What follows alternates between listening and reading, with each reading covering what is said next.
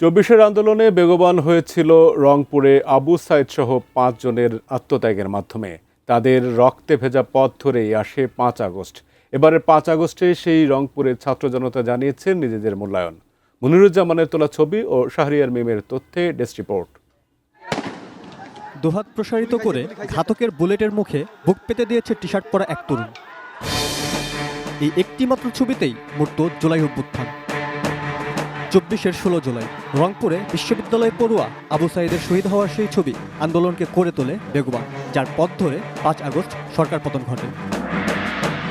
আবু সাইদ সহ 5 শহীদের জনপদ রংপুরের তরুণরা এখন বলছেন, যে প্রত্যাশা নিয়ে আন্দোলন শুরু হয়েছিল তা পুরোপুরি পূরণ হয়নি।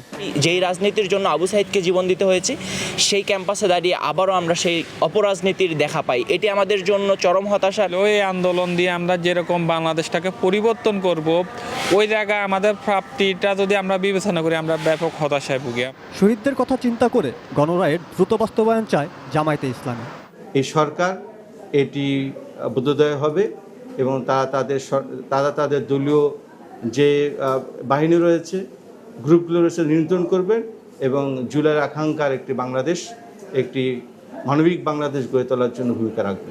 তৎকালীন স্বৈরাচারী সরকার বিএনপি সহ আন্দোলনরত দলগুলোকে নির্যাতন করলেও বর্তমান সরকার জনগণের কথা ভেবেই কাজ করছে বলে মনে করেন বিএনপি নেতারা।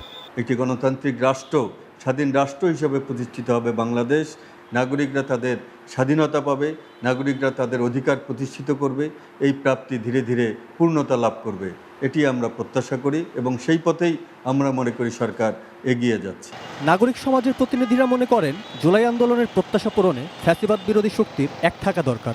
জুলাইয়ের শহীদদের যে ত্যাগ, সেটাকে আমাদের সম্মান জানাতে গেলে, বাস্তবায়িত করতে গেলে অবশ্যই আমাদেরকে ঐক্যবদ্ধভাবে জুলাইয়ের চেতনায় বৈষম্য সমাজ গঠনের জন্য এগিয়ে আসতে হবে। Roni Hossain, desk report, ATN news.